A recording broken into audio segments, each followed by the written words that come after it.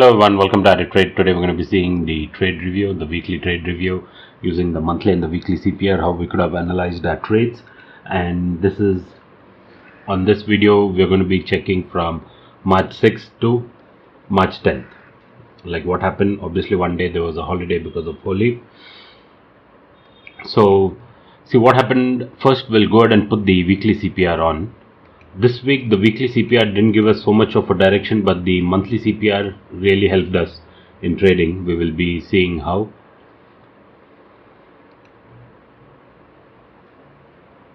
So this is the weekly CPR, right, where you have, I've enabled the weekly CPR. This black dotted line is the previous week high.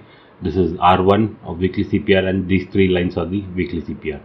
See, initially when we opened on Monday, okay, and we started coming down, we had a view that we could hit this CPR. So usually what happens, if the R1 and the previous week high doesn't break, most likely we will hit the CPR level, right? But here we almost came closer to the CPR level and had a bounce again.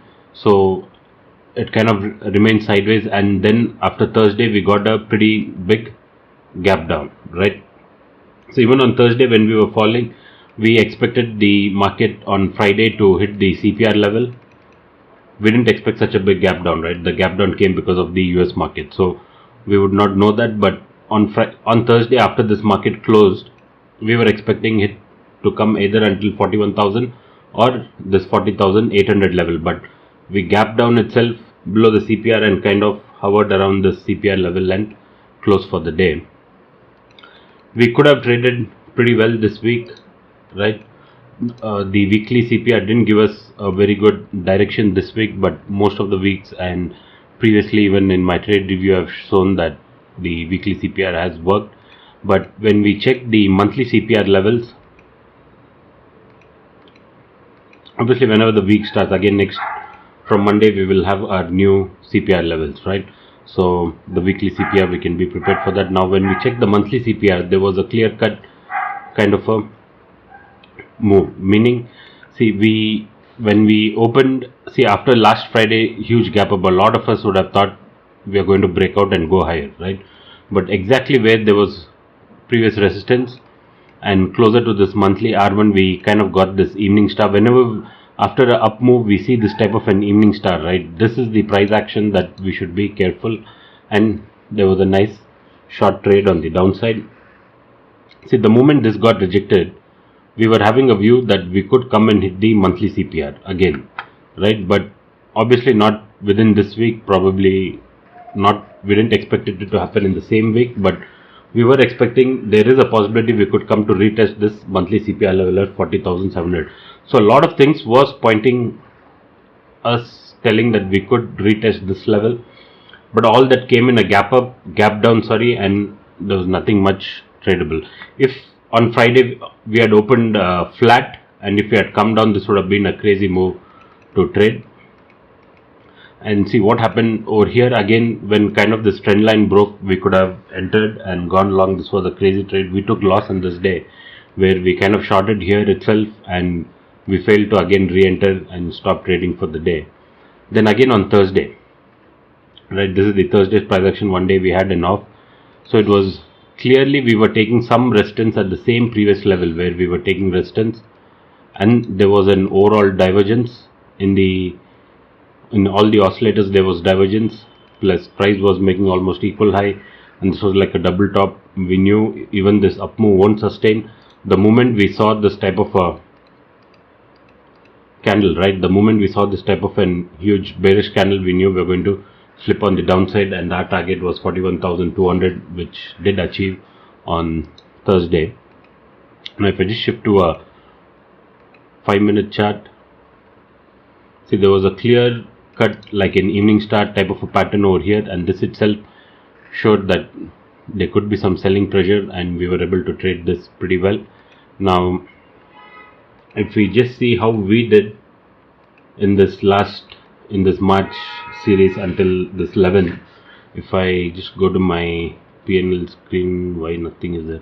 Okay, I choose futures and options from March 1st to March 11th. So these are the couple of trades that we have done. We are good so far. no any sort of a big loss trade or a very big profit trade as well. The max loss we have taken is 13,000 and the max profit we have done is 35,000, and everything is as per the analysis that we see, right? And we still have 3 weeks left in March, so let's see how it goes. Hopefully it should be good. So now for this week, coming to this week, Monday, we made 17,000. This was a nice down move. It was kind of pretty obvious that we will slip, right? This move was tradable. There was no doubt about that.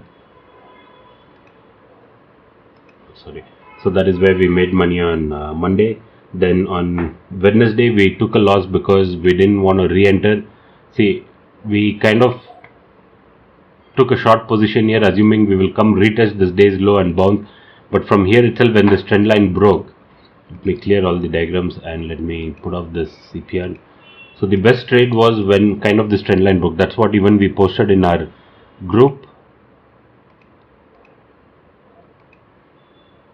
Okay, so we were sitting with this short trade thinking we will slip a little more, but when this up move came, we exited, took loss, and after that we didn't feel like entering, especially when the first trade goes in loss.